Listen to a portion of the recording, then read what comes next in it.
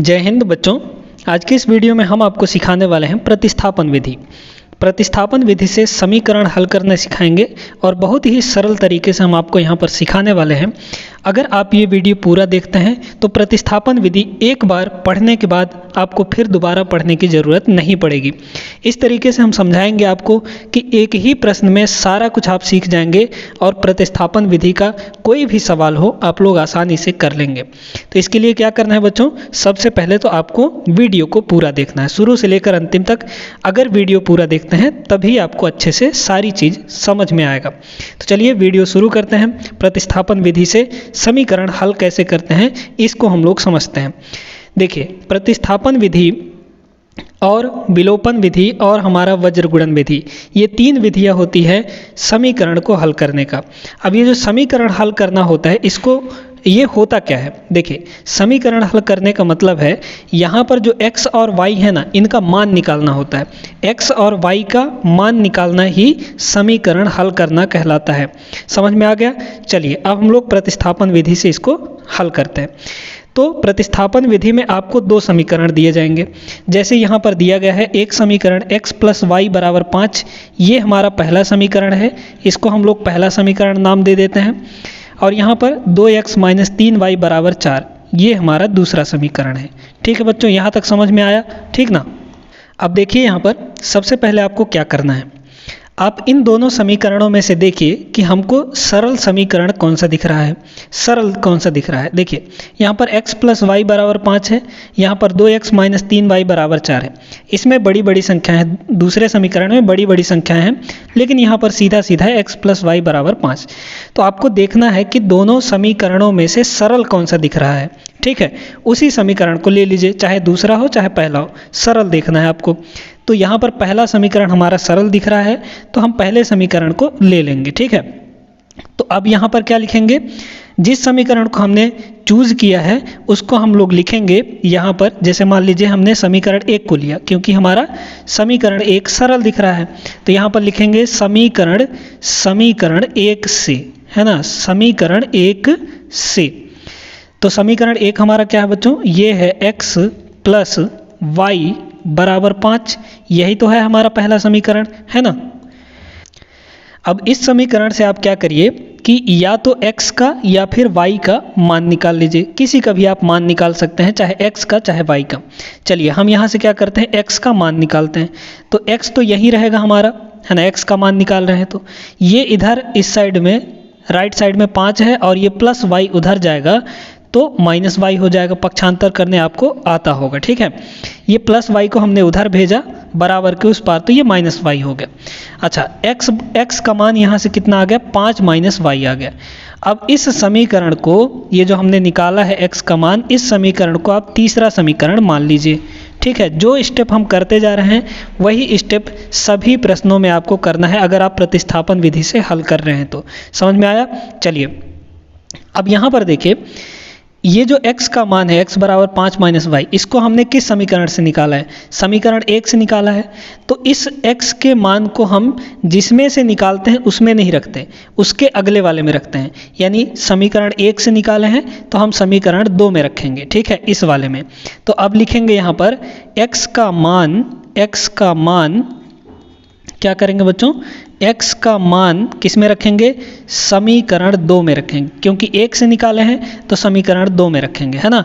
समीकरण 2 में रखने पर इतना आपको लिखना पड़ेगा। ठीक है, रखने पर।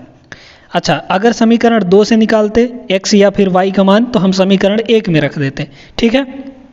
अच्छा, अब देखिए समीकरण 2 हमारा क्या है। तो समीकरण 2 हमारा है 2x - 3y = 4। अब इस समीकरण 2 में हमको x का मान रखना है। x का मान कितना है बच्चों, यहाँ पर 5 - y आया है, इस x के मान को रख दीजिए, यानी x के स्थान पर 5 - y रखेंगे। तो यहाँ पर ये 2 तो रहेगा ही, x के जगह पर हम क्या रखेंगे, 5 - y, तो ये हो जाएगा हमारा 5 - y, माइनस का ये 3y तो है ही, माइनस का 3y बराबर इधर ये 4। ठीक है, अब गुणा करने आपको आता होगा, 2 का गुणा दोनों के साथ अंदर हो जाएगा।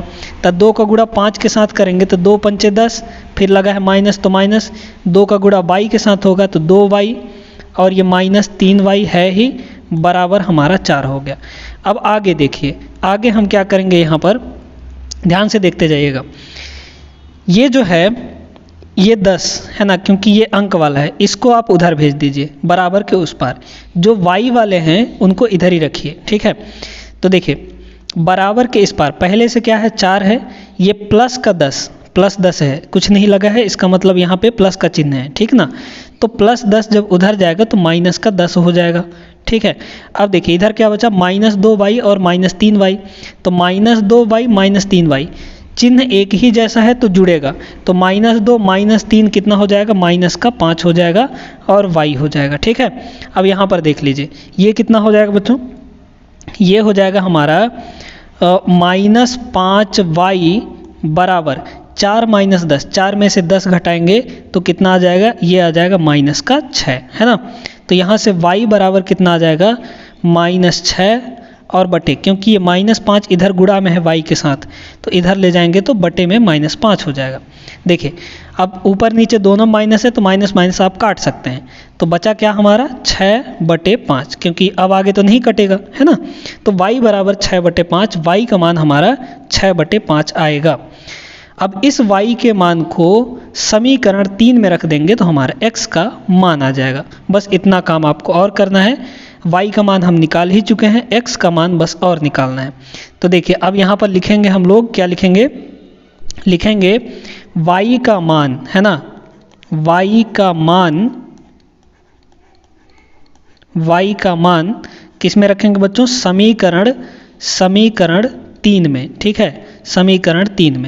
समीकरण 3 में रखने पर, चाहे तो आप किसी भी समीकरण में रख सकते हैं y का मान, आपका x का मान निकल कर आ जाएगा, चाहे 1 में, चाहे 2 में, चाहे 3 में।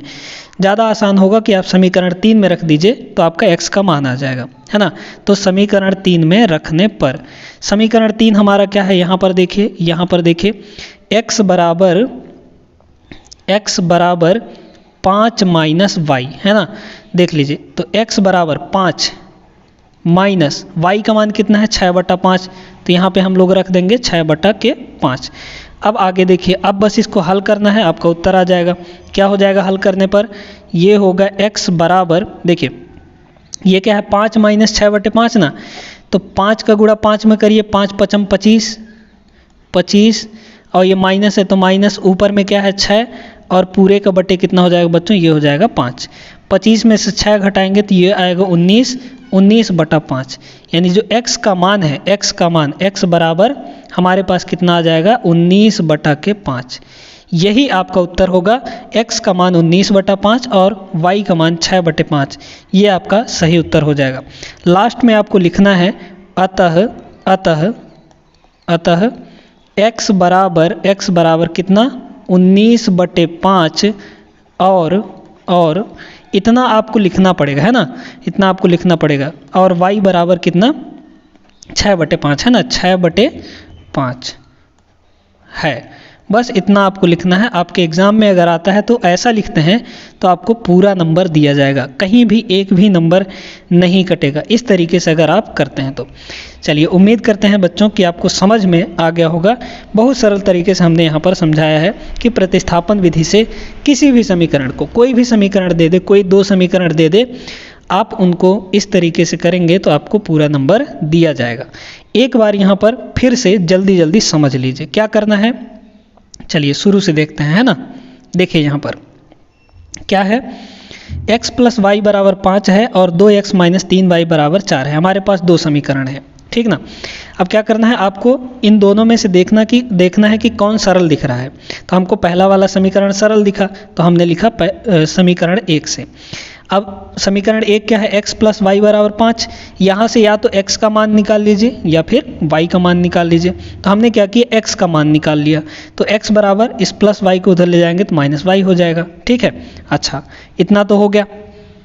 अब इस x के मान को हम उस समीकरण से में रखेंगे जिसमें से हम इसको नहीं निकाले हैं। भाई 1 से निकाले हैं तो 2 में रखेंगे, 2 से निकाले होते तो 1 में रख देते, ठीक है। तो x का मान हम कहाँ रखेंगे, समीकरण 2 में रख देंगे। अब समीकरण 2 हमारा क्या है, 2x - 3y बराबर 4 है। x के स्थान पर हम 5 माइनस वाई रखेंगे, तो हमने यहाँ पे रख दिया, फिर इसको गुणा कर दिए तो हमारा ये बन गया। इस प्लस 10 को उधर ले जाएंगे तो माइनस 10 हो जाएगा, माइनस 2y और माइनस 3y, ये हो जाएगा माइनस का 5y। ठीक है, तो माइनस 5y बराबर कितना आ गया, माइनस 6 आ गया। 4 माइनस 10, 4 में से 10 घटाएंगे तो माइनस 6 आ जाएगा। ठीक है, यहाँ से y बराबर 6/5 आ जाएगा। उम्मीद करते हैं कि समझ में आया होगा यहीं तक। फिर इसके बाद ये जो y का मान है उसको आप समीकरण 3 में रख दीजिए, तो आपका यहाँ पर x का मान आ जाएगा। x और y का मान ही हमारा समीकरण का हल होता है। समझ में आ गया? चलिए, उम्मीद करते हैं कि आपको हर एक कॉन्सेप्ट, हर एक चीज़ यहाँ पर छोटी छोटी बातें आपको क्लियर हो गई होंगी बच्चों। अब आप कोई भी समीकरण दे दे, आप उसको आसानी से हल कर सकते हैं।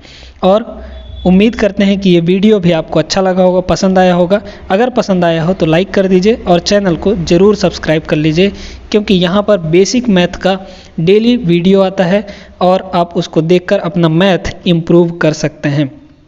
ठीक है, तो मिलेंगे हम लोग अगले वीडियो में। ये वीडियो अपने दोस्तों के साथ ज़रूर से शेयर कर दीजिए और चैनल ज़रूर सब्सक्राइब कर लें, है ना। चलिए बच्चों, मिलेंगे अगले वीडियो में। तब तक आप लोग सभी अपना पढ़ाई लिखाई अच्छे ढंग से करते रहिए। क्लास 10th जो है वो बोर्ड होता है, आप सभी को पता है, तो आप अच्छे से मेहनत करिए ताकि आपका अच्छा मार्क्स आ पाए, है ना। चलिए, तब तक के लिए, अगले वीडियो तक के लिए हमको विदा दीजिए। जय हिंद।